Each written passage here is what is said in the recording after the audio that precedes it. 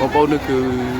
ការឆ្លងបុណ្យភ្ជុំបិណ្ឌនៅក្នុងវត្តព្រៃអង្គញនៅថ្ងៃទី23ខែកញ្ញាឆ្នាំ2025វត្តគេផ្សេងគេឆ្លងនៅថ្ងៃទី22ប៉ុន្តែវត្តព្រៃអង្គញឆ្លងក្រោយគេ